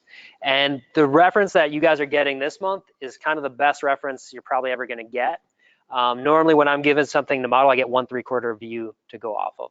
I do a lot of characters though, and they're more like creatures and stuff like that. So I'll just get like 1/3 view of the creature in some sort of pose ready to mangle someone, and I have to kind of interpret like what would he look like in a riggable position, start breaking down the anatomy and sculpting all that. So kind of get used to reference, and we want to give you guys the best reference to start with. When you guys get to model creation, for a lot of the models, they will do that. They'll just give you 1/3 view. But it's photographic reference, which makes it a little bit easier to work off of. So now that we have this scaled to the right size, and I've been working a little bit longer, what should I do? Save, right? So what's my hotkey for saving? Command-Shift-S. It'd help if I was clicked into Maya.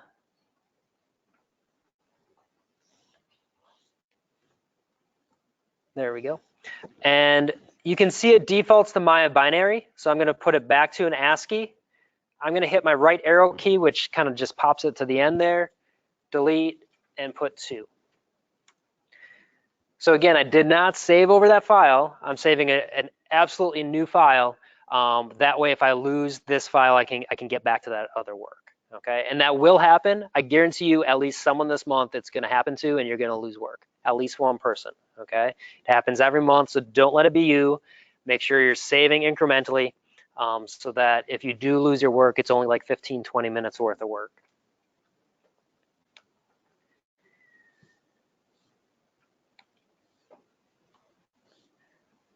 All right, so this we talked about as well. Incrementally saves. If you need to save file space later on because you have 100 files or something, just delete the first 50 or 20 or whatever, because you probably won't have to go back to them. But it's still good to always incrementally save. And if you do lose your work, I'm serious, there's nothing we can do. Like you're out of luck. You're gonna have to start from scratch. Hopefully it didn't happen a day before turn-in. You know, it's the bad part of like working with digital files. There is extension, but you'll get a late penalty for the extension. So it's I'm being serious because this is part of the industry. It's not my fault if you didn't incrementally save. I've at least mentioned it 3 times on the first day, and I will, every time I save, I'll make sure to kind of point out that I'm incrementally saving. This is how we save. In the videos that I do, you'll always see me incrementally saving. You need to get in the habit of it. Okay, so you can get extensions. Go in the policies for the class, and you'll read the extension policy. That's worth like 5 percentage points, so make sure you guys are doing that. But it'll tell you our late work policy, and it would adhere to that as well. So the only reason you wouldn't lose points is if you were in a terrible car accident, right? Something happened with a family member, like we're not complete jerks in this class. If something really comes up that's outside of normal life, we're willing to work with you. But if it's something that you didn't save incrementally and you've been warned several times, you'll either have to turn in, the little bit you can get done, or think of if it's better to take, the late work policy, which usually kind of never works out. So I'd always say, like, at worst, scramble to get something modeled. Make sure you follow the turn-in video 100% and just like learn that life lesson, and make sure you're doing stuff, they're saving correctly the next time. So. All right, so let's kind of look at some modeling tools.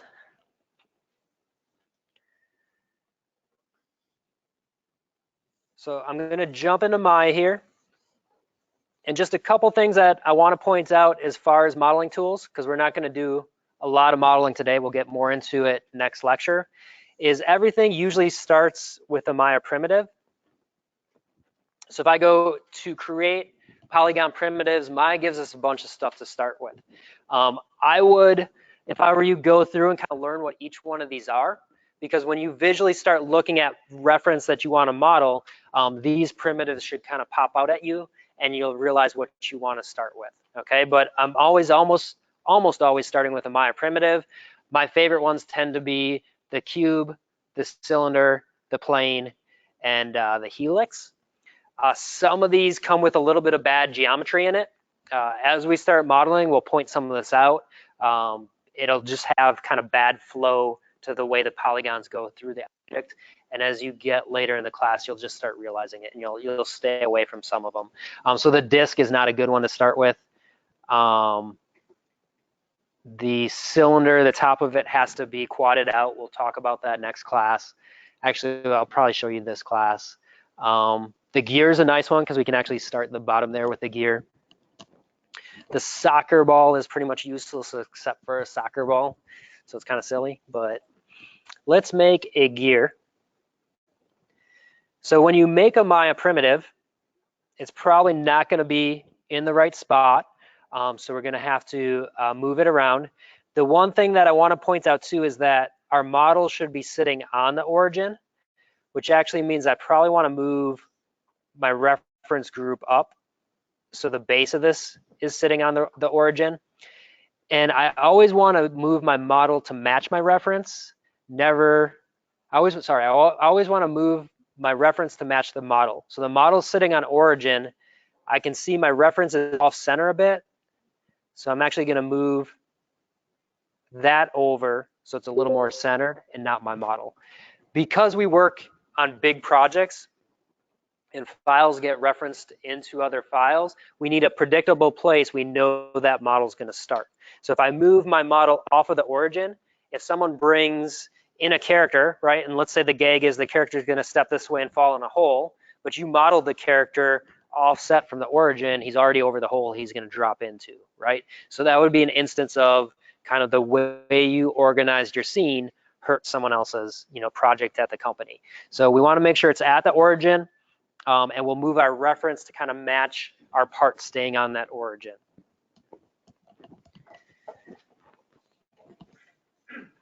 Yes. How do we know where the origin would be for every primitive that we use? It's so the origin's always these dark lines right here. So all I would do is the base of your reference. If you put that on that first kind of dark line right there, and in the side and the front view, you make sure the center of it's going through the origin lines.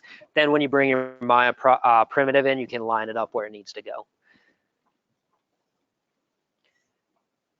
So I'm going to close my outliner for right now. And over here, Under the inputs, this can be my history. So it's showing the history if I just created this primitive, and you can see I have some attributes to the primitive. Now the history, not always, but if you just did something, will allow you to go back and kind of edit things. So I could have had the option to change this stuff when I created the primitive, or I can just get my primitive out there and then go back and kind of edit these things. So let's look at this oil cooler gear from the top.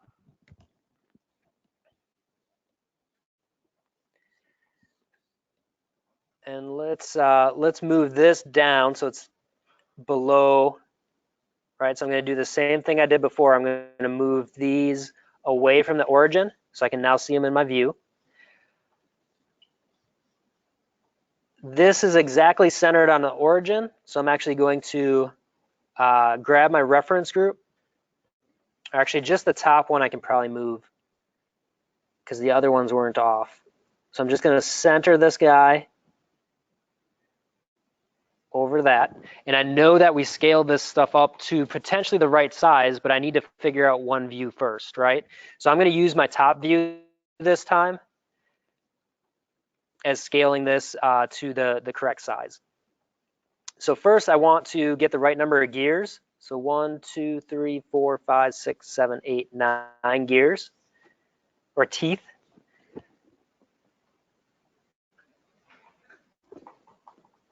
So I'm going to put in those nine sides, and now I can rotate this so the teeth kind of line up. My radius right here, that's going to be kind of that inner, or I should say the outer circle. Your inner radius is this guy right here.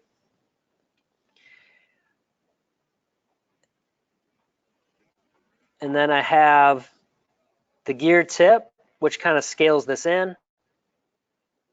The gear spacing, which is the in-between of it. The gear offset, which is the length of it.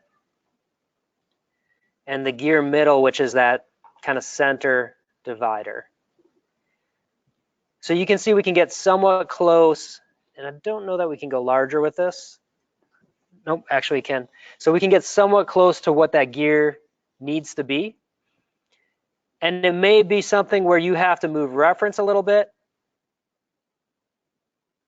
to get it to line up, or you may have to scale the gear or change some of those attributes in the gear. But since we picked the top view as the first one to line up, I want to make sure it gets as close to lining up as possible. You can also hit the 4 key to go into wireframe. So we have 4 key is wireframe, 5 key is shaded mode. So you're going to do a lot of jumping back and forth between those two ways of looking at your reference or your objects. So it looks like the reference needs to move over a little bit, and it looks like my gear needs to scale down a little bit and potentially rotate. And now we're getting pretty close to matching, right? I want to get as close as possible because as I add more detail to this, my modeling slows down. And the mistakes I make at the beginning get compounded towards the end. So I would still kind of keep tweaking this until every tooth matched pretty close. Now I will say, because pictures were taken for this reference, that means there's kind of lens distortion on the reference. And even though this is supposed to be kind of symmetrical or even for each tooth, you're going to find ones might be a little off because of that lens distortion. And we'll talk about that more as time goes on. So you're never going to be able to match reference 100%. And it's going to be up to you to kind of look at the reference and figure out what could be lens distortion, what would be the overall intention of how this should be modeled.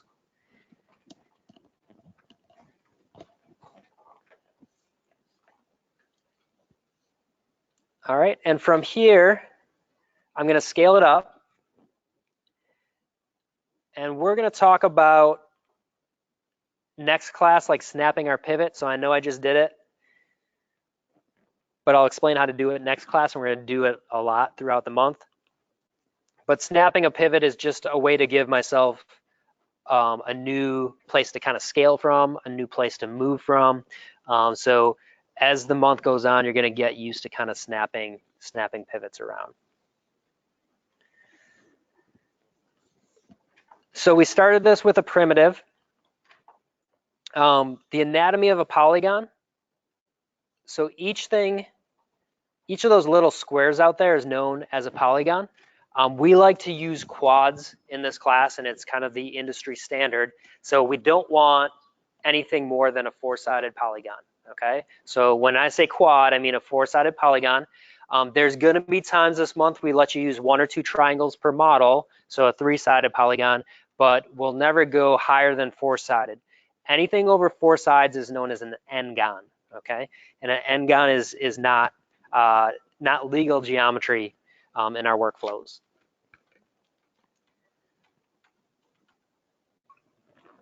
Each polygon is made up of 3 different things. So if I right click on here, I can actually go to my edge, my vertex, or my face. So your face is that flat part of the polygon, right? So that's considered a face. A face is made up of edges, and the edges are the lines between what's called the vertices. And the vertices are kind of those dots in the corner. And the reason we broke down a polygon to its face, edges, and vertices is it just gives us different ways to manipulate it, okay? So there's times where you want to make like a precise change to the, and you might select a vertice. Vertices might be a slower selection method though, and maybe you need to make a big move. So if I need to bring both these verts in at the same time, it's going to be more efficient to select an edge. If you were to change 2 vertices on like one of the teeth, Yep. would you be able to do that with all staying while doing just one, or would you have to change all of them? There are ways. We're not going to see it today, but there's I don't want to get too complex today, but there's ways that we can divide this down to one segment, model just that piece of it, and then duplicate it back around. So there are ways to do it. Or what you could do is select, like, let's say everything on top, or come from like a top-down view and just start selecting all the outside verts like this.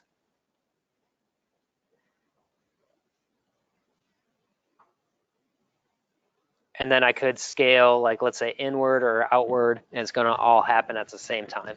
So as you guys follow the videos for modeling the coil, that's why I want you guys to kind of follow exactly how I'm doing it, because I'm gonna give you different ways to solve puzzles. So kind of the goal for me is you see kind of a problem that I'm solving, and then you understand the steps. I try to methodically kind of say each thing I'm doing and why I'm doing it. If you can understand those steps, hopefully visually when you see that problem on other models that you're doing, you're like, oh, you know, Tim solved it this way. I'm going to try to do the same thing with this, right? You'll also notice on that document for the modeling pipeline, I have some problems in there. A few of them have videos already, but those are kind of common problems that come up in almost every model that you just need to be able to solve. So those are the different components of a polygon. I just showed you kind of how we could move those components around, right? So we can move components. You can scale faces and you can scale edges. You cannot scale a vertice. We can rotate edges and faces as well. You can rotate a vert, but I'm not sure why I'd want to. There might be a reason why out there, but not much happens. So it's really going to be your edges and your faces that you're going to end up rotating out there. So if I wanted to like change the way the end of this looks, I could like rotate that edge to sort of rotate everything else.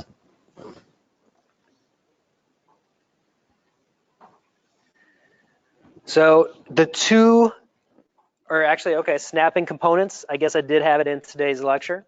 So let me go through that. So for snapping components, if you hold down D, you see my center pivot change. And D will allow me to move this kind of anywhere, okay? But anywhere a lot of times doesn't help me. I want to put it in a precise spot. So if I hold down D and V, that allows me to snap to any vertex out there. So D and V for Victor or vertex, that will allow me to snap to a vertex out there. So I find myself snapping to vertexes probably the most frequently. And then if I hold down D and X, that allows me to grid snap. So if I look at this from, let's say, the front view, hold down D and X, if I wanted to snap this to the origin, I can easily do that by using grid snap. So those are the two kind of different hotkeys for your snapping methods. And you'll see me in the modeling videos, I snap all the time. Snapping components is one of those pretty essential things to do. And then the two modeling tools that we'll use the most this month are extrude and insert edge loop. Like, you honestly think you can't model a lot from just two tools, but if you get the understanding those two tools and how to move components, you can model almost anything this month that we're going to throw at you. So the extrude tool is going to allow us to take a face or an edge and just extrude it out. Okay, so that would be an example of the extrude tool. And this would be used to kind of bring out a shape. So if I closed off that hole in the center, I could have selected the faces for it and extruded it straight up to kind of bring out this cylinder right here. So usually when we're extruding, we want to create the shape on the object that we want to extrude from, and then we'll pick the polygon faces for that shape and extrude it out, okay? So that's extrude. And then insert edge loop, we use that when we need more edges or verts to detail something up. So if this silhouette had to angle in, I'm going to shift right click, and shift right click will bring up most of the tools that you can use in any object selection mode. I'm going to go to insert edge loop, and let's say put it right here. And let's go ahead and select that. And now maybe the silhouette needs to kind of taper in right there. So a lot of times we want to make the big shape first and then start detailing that up. So insert edge loop is going to be a way to kind of start detailing up objects. So I'll do my extrudes, they'll get the majority of the shape, and then I'll start using insert edge loop to keep things in quads and also add more detail to the shape.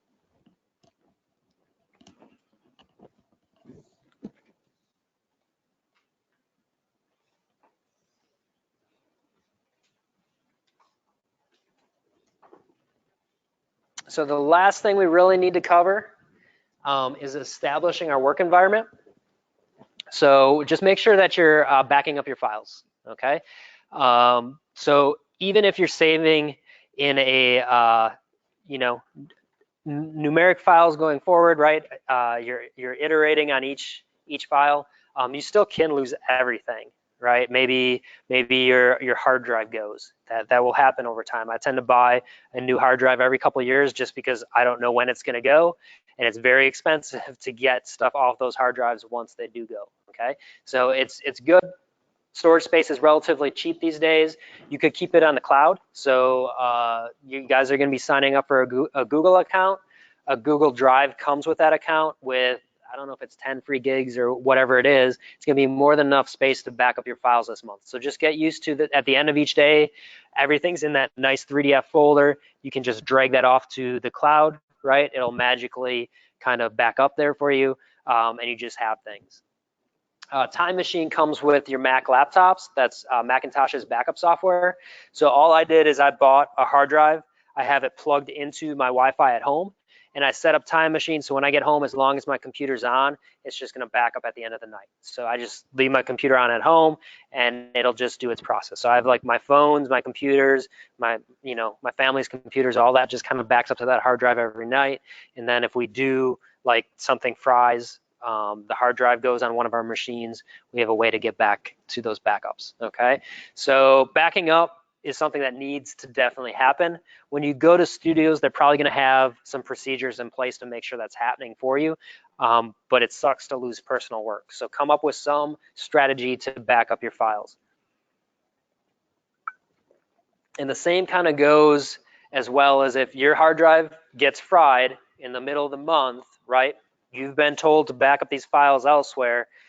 we may or may not work with you, as far as what time you need to get those files back, okay?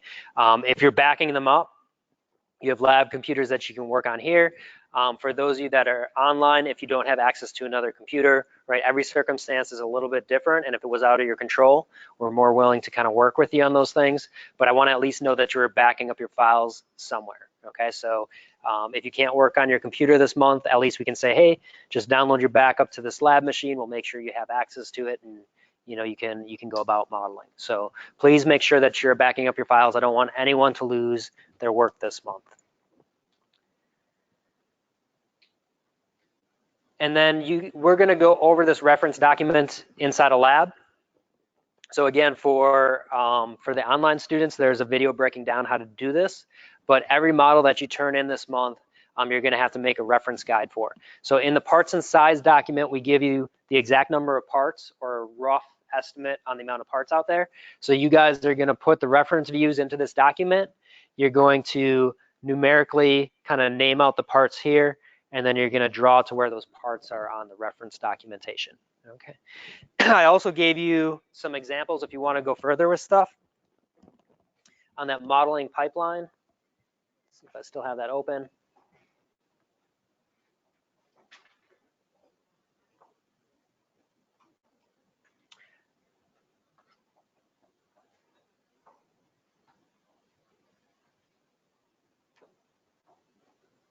So down here are a couple more things that you could do to break down your reference. So we only make you kind of make a list of parts that need to be modeled, but you can label shapes as organic and hard surface. As you learn more about modeling, I use different tools. I use different philosophies if I'm modeling something organic versus hard surface. So an apple would be organic, right? Something like this desk would be hard surface. Breaking down all details that are on each part. So as you learn more about tools, I like to walk through my process before I even start modeling. So when I'm observing reference, I'm making either written notes or at a minimum mental notes on how I'm going to approach actually modeling something. Based on what you're creating for the model, where it's positioned to the camera, decide how you're going to achieve kind of each detail. So you're going to learn more on how we get primary, secondary, and tertiary details. Part of what I do is I think about how I'm going to achieve those details before I even start modeling. A lot of times when you get into Maya or ZBrush or any sort of 3D package, as you start modeling, if you make mistakes, it's slow to correct those, right? But if you can kind of mentally solve those problems before you even get started, there's a better chance that you're just gonna move faster and more efficient when you get into Maya. So the worst thing to do is just kind of jump in and just keep trying things that aren't working, right? And taking a step back and kind of writing out your process, especially after you start getting better with these tools and understanding them, it's just gonna make you a more efficient modeler, so. So just to review this, and then I can answer any questions. And I'm assuming there's not a class after us because no one's pounding on the door yet, but okay, cool. So we're good with a couple more questions. I want to jump back to FSO.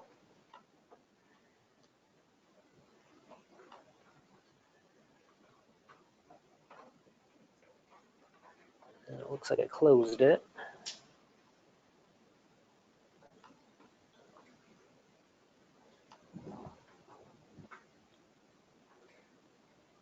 All right, so if we go here, I just want to point out again that up here is everything that I just kind of covered with you guys. So understanding the policies, downloading what you needed, overview of the 3D modeling pipelines, getting started in Maya, that was the Mr. Potato Head. Introduction to basic modeling tools, that's what we just covered. Breaking down reference is going to be that Photoshop document. And then establishing our work environment is going to be setting the Maya project and going through all that. That's the lecture portion of this. If we go to this YouTube playlist link, this is going to be the component of the assignment that you're doing this week. So I used the example of the coil and the oil cooler gear. You're going to be modeling the coil kind of together, and I'll show you every step of that. But then you're going to pick a second model that you're going to apply these concepts to. So for this week, or for today, I'm hoping to get you guys through in lab, setting up your Maya projects for both of those, and that's what this goes through. Setting the project to that file and then doing your reference document and bringing your reference into those projects, okay? If you can get that done today, you're in a good spot that you're moving through the week or progressing through the week well, okay? So we don't necessarily need to be modeling today, but you need to get this portion completed today. And that kind of goes for online as well. If you want to keep up with the class, as we're doing this stuff, I'll kind of point out how far along that you should be. Okay, so when we go into lab, we're going to walk through this stuff together for the COIL. For online, make sure you're watching the videos. And then even for on-campus students, if you're stuck on something, like these videos are as much for you guys as they are for online. So you should always go back and kind of review them. Any questions? Which link was it in the 1.2 for? 1.2, it's, Oh, I got it. Okay. yep. And also, I want to tell you guys, I think it was this is my third month, like kind of taking over this class and kind of restructuring some things. So if something in here is not like blatant, this makes sense, let me know, and I can change up the wording, or I can change up how I kind of give you the links or anything like that, okay? It's been working pretty smooth so far. There's been a few things that I've changed each month, and I predict that there'll be something that I change this month as well. But just kind of point it out, just say, hey, Tim, it didn't make sense to have the links kind of given this way. Last month, the students said they'd rather kind of have some of the videos put into YouTube playlists just so it wasn't like link upon link kind of on this main page. So I'm going through and I'm trying to do that right now. So I don't have all this week done, but tomorrow I'll work on our next lecture, kind of getting the component down here with just the YouTube playlist.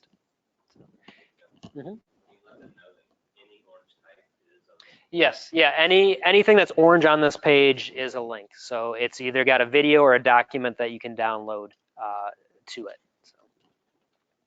Any other questions? No? Then we'll part ways from online at this point. We're going to take a 30-minute break. So at 3:35, let's meet up in room 129, and that's in 4B. So you guys are familiar where that's at? Yes? Okay. All right, I'll meet you guys over there at 3:35.